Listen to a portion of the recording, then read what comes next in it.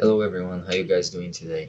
This is Nick speaking, aka the Oracle, and I came together with a little course. I want to teach you guys the best of my knowledge about cryptocurrencies, and I'm gonna start from the basic, the beginner level, okay, and then there will be more advanced levels for.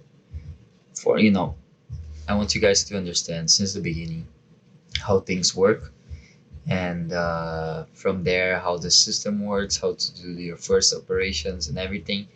Then we'll go to intermediate level and advanced level, which is how to trade, how to what is technical and fundamental analysis, uh, risk management, asset allocation, how to understand the charts. The charts is this you're looking at right now, okay?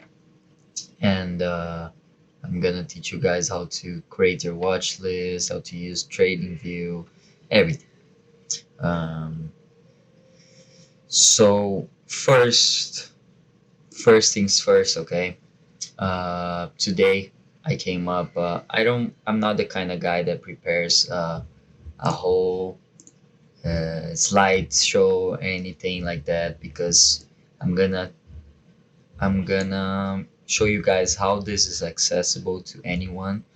You can just go anywhere and find this, literally Google, okay? If in case you want to look for yourself and find out the truth behind it, you go ahead and do it. I'm not creating anything everywhere. Everything is on the internet, so you guys can check it yourselves, okay? First things first, first episode of the beginner level is what is digital money, where Bitcoin comes from, why Bitcoin is the future, and the perfect blockchain system behind it. Okay, at the same time as I'm reading all these definitions, I'm gonna let you guys know my point of view of things. I'm gonna explain with my own words a little bit more of how those things work. So, at first, what is digital money? Okay, any means of payments that exists purely in electronic form. Digital money is not tangible like dollar, bill, or a coin. It is accounted for and transferred using computers. The most successful and widely used form of digital money is the cryptocurrency Bitcoin. Digital money is exchanged using technologies such as smartphones, credit cards, and online cryptocurrencies exchanges. In some cases, it can be transferred into a physical cash, for example, by withdrawing cash from an ATM. Okay, so digital money basically is cash, but in digital ways. That means easier to carry, and in the palm of your hands. Today, if you have this, you have an iPhone, you have a Samsung, you have Android, you have a tablet, you have whatever, you can carry money within it, and you don't need to be carrying largest amount of money because if you put 10 bitcoins in one wallet, it will still look like your regular cell phone. But if you transfer that amount in cash, it will be probably around 100 something thousand dollars. And imagine how much cash you have to be carrying in one bag or some big place, to a big sack of cash to be carrying out that amount of money. So digital currency came to, the digital money came to help us, you know, get into the future. And it's kind of anarchist, is my type of idea, but it's also to destroy today's system of money because printing money is not valuable. Money nowadays is loses its value and depreciates really fast. Why? Because they print it every single day, every single hour we are talking, they're printing more and more money. And when it comes to Bitcoin, it's the opposite. It has the sense of scarcity. It has the sense of um, how things are. How can you say? How scarce the system is. And that being said, it means that from time to time, Bitcoin system is created, the blockchain system is created to make it more and more scarce. And the scarcity means that there will be more demand and less supply, making the value just rocket. And as you can see here on the charts, okay, this I'm looking at some stuff I was trading, Bitcoin that I was trading earlier.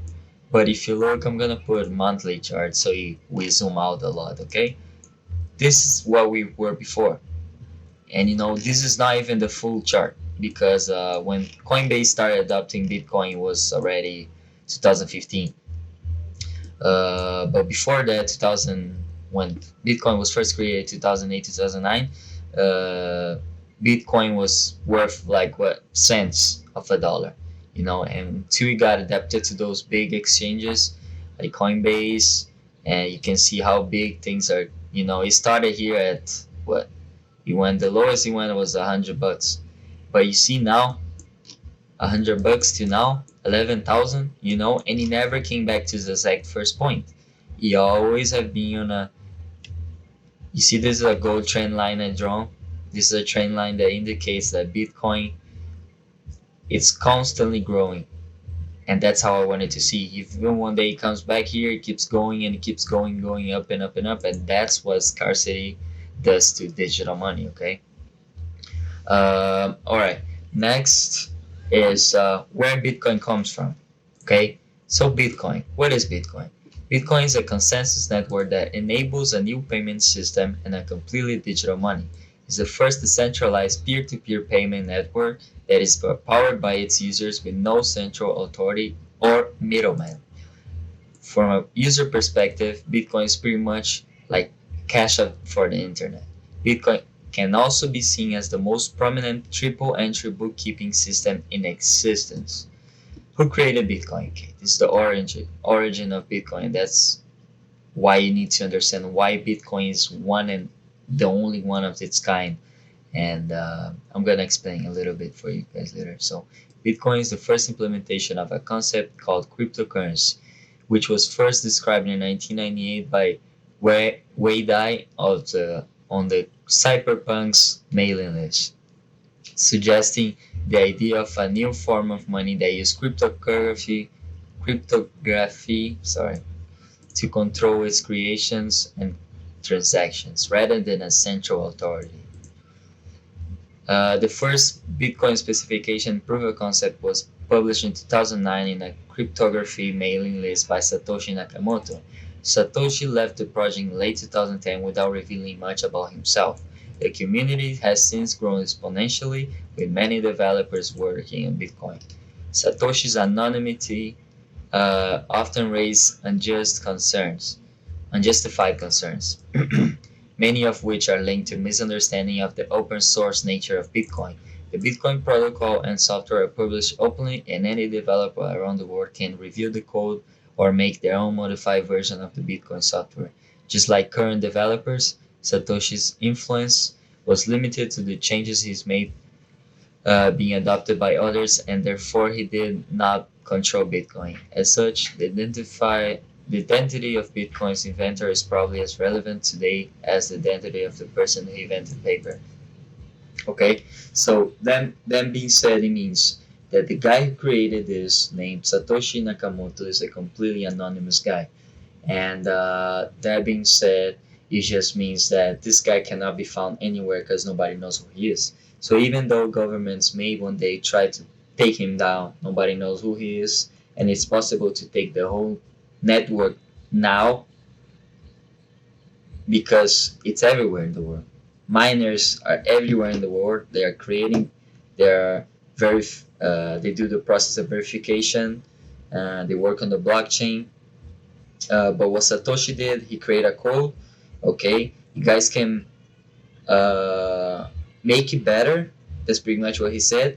You guys have to agree between yourselves if this is a better change for Bitcoin or not. But the main source, the main code cannot be changed. That means that you cannot produce more Bitcoin. You can, it has a certain quantity, it will be released at certain timing, and that's how it is. You guys cannot change that. So that being said, the guy disappeared out of thin air, and that's completely an advantage and makes Bitcoin one of a kind. Because if you see all the other cryptocurrencies, all of the other ones, they were created by someone else, which you know who they are, you know who their team is, you know they just use marketing to sell their coin. But with Bitcoin, it was different. It was adapted by the people. So you basically saying you cannot take Bitcoin down. If one country like I don't know US bans cryptocurrency, there will be another 100 countries mining cryptocurrency somewhere else. Which even though you cannot use Bitcoin in the US, it still be used because it's not completely prohibited. Nobody can completely ban it. And that's how powerful it is, and that's why it's one of a kind. So okay. So if you guys have more doubts, who controls the Bitcoin network? Nobody owns the Bitcoin network, much like no one owns the technology behind email. Bitcoin is controlled by all Bitcoin users around the world. While developers are improving the software, they can't force a change in the Bitcoin protocol because all users are free to choose what software and version they use in order to stay comfortable with each other. All users need to use software complying with the same rules. Bitcoin can only work correctly with a complete consensus among all users. Therefore, all users and developers have a strong incentive to protect this consensus. That means um, you cannot lie about it. You cannot fake it. Uh, if you try to create a fake transaction, you will be verified as fake by other users. You will not pass the blockchain. You cannot double spend. You cannot double send an amount. You just be spending resources from the miners. So it's just if you try really to create uh, a fake transaction, you're just gonna spend your time because it has to go through a very big verification process. And if it's fake, it's fake. It's not gonna pass. That's how easy it is. So why is the Bitcoin the future? Okay, why is the Bitcoin the future? Um, One thing I can say, it's a payment for goods and services. You can exchange Bitcoin with someone near you using just a phone. Um, what else? This is how easy you can make a transaction from one person to the other. You type the address. There's an address. You find the put the amount, and there comes the fee. Then that's it. You send it. That's how easy it is. Uh, Advantages: payment freedom, choose your own fees, fewer risks for merchants, secure and control, transparent and neutral. Um, of course, these are disadvantages of Bitcoin, but they can be easily overruled by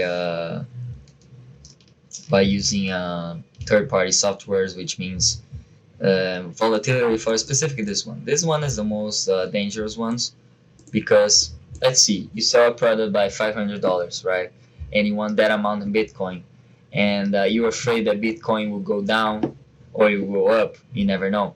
But there is softwares which, as soon as you get paid in Bitcoin, it automatically transfers that amount into the dollar value of that timing.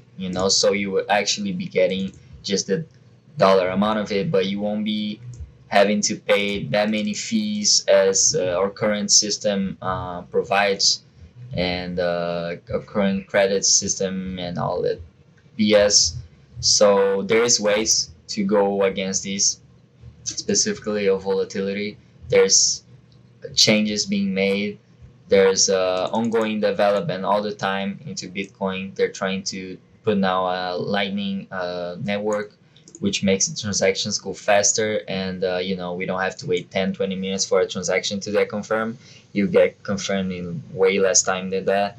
So that's something that, it's just Bitcoin is something new, kind of. It's just we have 10 years since it was invented. And since it was kind of adapted like less than 3, 4 years, So it's just a matter of time until things get uh, the system gets perfect. Let's see. What else can I tell you guys from this page? Um, I don't think there's a lot of things in here. I mean, this page is pretty complete. If you guys want to take a look at it, just Google. Pretty much just Google where Bitcoin comes from, and you click on this first. This is the actual Bitcoin.org page, and it kind of tells you everything you need to know about Bitcoin. But I'm gonna go today just in a specific points so you guys can understand everything. Because if you read this whole thing, you're gonna be like, wow, what the hell, like look how many things you can read about this. But I mean, I want to give you guys the specific and the most needed information you guys can have. So let's go. Let's close this one too. And around now is the last topic. Uh, Actually, I forgot to tell you why Bitcoin is the future. I told you guys the advantages of it, but I didn't tell you why Bitcoin is the future. Okay. Uh, first of all, it's anonymous. You can track someone by their address, which is a bunch of numbers, and public address, a bunch of numbers and letters, but that doesn't mean you get a name from that person. So you can transact between people without knowing who these people are. And that's good because it keeps yourself anonymous and the other person anonymous. And I mean, if you're transacting with someone it's okay because that person, the address is from that person, but your address is from yourself, but nobody else will know unless you tell other persons what your address is, but nobody else will know. And that's one of the advantages. Okay, the other one, Bitcoin mining is supposed to finish by 2140. That means by the year 2140, there will be the year that the last Bitcoin will be mined. So every 4 years, we have an event called the halving. Okay, so what happens when the halving comes? It's every 4 years. Okay, since Bitcoin was released, um, like 2008 and 2012, 2016, and now 2020, we just had one. So every 4 years, the reward that the miners get by working on the blockchain, as you guys can see, it gets rewarded by half. So that means every 4 years, the reward they're getting, the Bitcoin amount that they're creating, it's less and less and less and less until 2140. Probably none of us will be alive to then. I wish I was alive to see how the world would be by then. But Bitcoin would be so scarce, and there will be only 21 million Bitcoins released, and most of it are already mined and already out there. So, if you own a Bitcoin, consider yourself in the 1%, because this will keep going up. Because as you guys can see, it never came down to this point, and so people super waited to come down to this point, and it never will. We just keep going up and up and up. I can stand this line right here forever, forever, and that's how Bitcoin will be. It can go there, all the way here, and crash super hard. People say, "Oh, Bitcoin's a scam," but it will hit here, go up and up and up and up, and the goal is for the lows never to be cut in again. And to now, history proves it. It never came down to the same level. So that's why Bitcoin is the future. Okay, it's easy to use. Changes are being made. It's getting the best adoption as it could ever have. It has a lot of use, specifically for eliminating the middleman, and that's something that we have been forced in our system to have a middleman to do everything, and maybe in the near future we won't need that anymore. We'll be completely free, and that's our goal. That's my goal as Nick the Oracle. As you guys, I don't know if you guys ever read about this, but Oracle, the Oracle from the Matrix. Uh, no wait.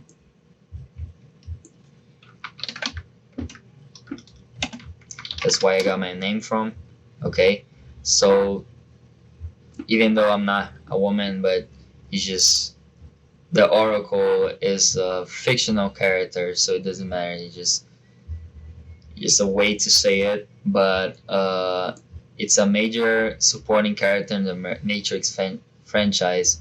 She is a program. That means it's not either she, it's a program, with such insight into human psychology that she has clairvoyant abilities. She was initially created to interpret aspects of the human psyche as responsible for the key principles behind the third current, you know. So,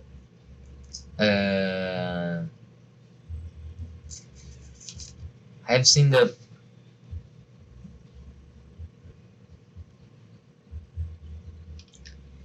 So, anyways, I don't know if I can find this or not because I have to kind of look into it. But, anyways, I'm gonna resume what the oracle means and why I took my name into that.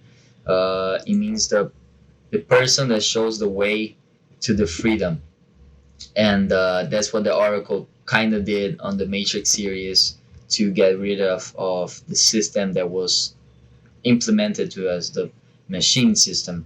So that's what I think Bitcoin is trying to do, and that's why I adapted that nickname because I think it fits really well. Okay, so blockchain. A blockchain is a digital record of transactions. The name of comes from its structure, in which individual records called blocks are linked together in a single list called a chain. Blockchains are used for recording transactions made with cryptocurrencies such as Bitcoin and have many other applications. Each transaction added to a blockchain is validated by multiple computers on the internet. These systems, which are configured to monitor specific types of blockchain transactions, form a peer to peer network. They work together to ensure each transaction is valid before it's added to the blockchain. This decentralized network of computers ensures a single system cannot add invalid blocks to the chain. When a new block is added to the blockchain, it is linked to the previous block using a cryptographic hash generated from the contents of the previous block. This ensures the chain is never broken and that each block is permanently recorded. It is also intentionally difficult to alter past transactions in blockchain since all the subsequent blocks must be altered first. Okay, so blockchain uses. Actually, let me explain a little bit more about this. Let me go here. Okay, this is how a blockchain looks like. Where is it? Let me see which one fits the better image, so I can just explain to you guys. Okay, the transactions are made. Why this thing is not loading? Okay. Supposed to be a little bit more clean.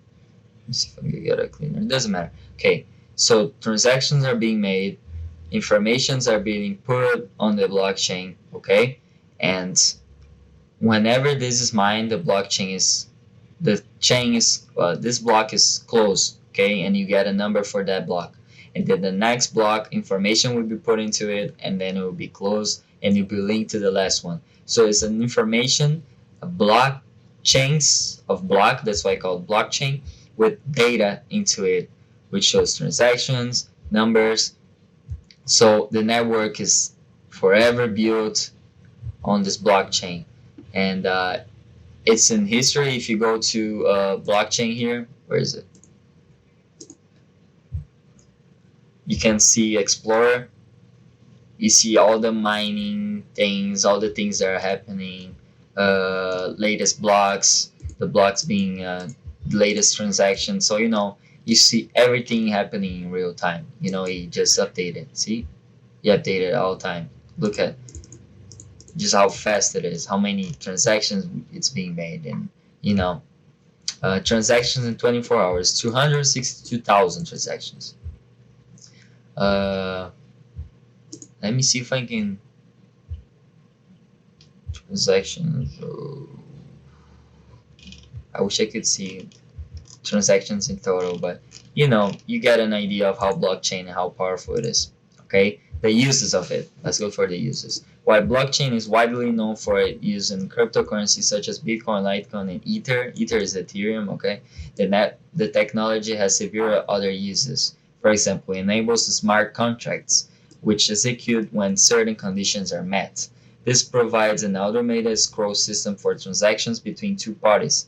Blockchain can potentially be used to allow individuals to pay each other without a center clearing point, which is required for ACH and wire transfers. It has potentially to greatly increase the efficiency of stock trading by allowing transactions to settle almost instantly instead of requiring 3 or more days for each transaction to clear. Blockchain technology can also be used for non-financial purposes. For example, the interplanetary file system uses blockchain to decentralize file storage by linking files together over the internet. Some digital signature platforms now use blockchain to record signatures and verify documents have been digitally signed. Blockchain can be used to protect intellectual property by linking the distribution of content to the original source. So it has different uses to it. It's still being adapted. You still have projects being born to it, but understand one different thing. Blockchain is a really powerful system. Bitcoin is not blockchain. Bitcoin operates on blockchain technology, so the technology behind it is even more powerful than Bitcoin. So blockchain is what makes those things run. Blockchain is a unique technology created just like the internet, and it will always be remembered as this important and super successful technology which will be used from now on in different cases like you just saw it. Because why? It's easy. It will not always be anonymous, but it will just be easier and less expensive than the current methods that we have. And I hope for the future that we go paperless. Let me close this. That we go paperless and we decide to start thinking more of our planet and the way we do things. Because if we don't change now, if this change never came to our place, we probably be damned. You see in the world now how things are getting bad and bad, specifically with the weather change and all that. You can say it's because of the changes humans have done, to our society, and the damage we did to our planet. So I hope that blockchain comes strong for the next couple of years and adapting our society to this new system, which will help us save a lot of energy and save resources, so we can all live longer, and that's our main goal. All right, team. Thank you very much for this video. It's a 30-minute little tutorial how things work. This is only our first video. Next video I'll come with how to buy, sell, or sell digital currency, which wallets and exchanges to use. I mean the best ones, so you're safer out there, and step step on how to do your first transaction. And Bitcoin and altcoins. I mean, no, that's the next one. Never mind. But for the beginner level, I'm gonna say it all since I started already. The beginner level is we'll cover that. We'll cover Bitcoin and altcoins versus dollar as an asset. And last topic of the beginner level would be ways to make money with cryptocurrencies. So there's 4 topics. This were the first one. The next one would be how to buy and sell digital currency, and how to use exchanges and such. And then after this fourth video on how to make money with cryptocurrencies, we go to intermediate level, which is a little bit more complicated. But until then, I bet if you guys follow every video and if you guys pay really attention, make yourself notes, you'll be ready for the intermediate level, and you'll be probably very good in there. And then I'll start introducing you guys to the to the charts, okay, so you guys can understand about how this is so powerful and how you can make a lot of money with this. All right, so peace. I'll see you guys next video.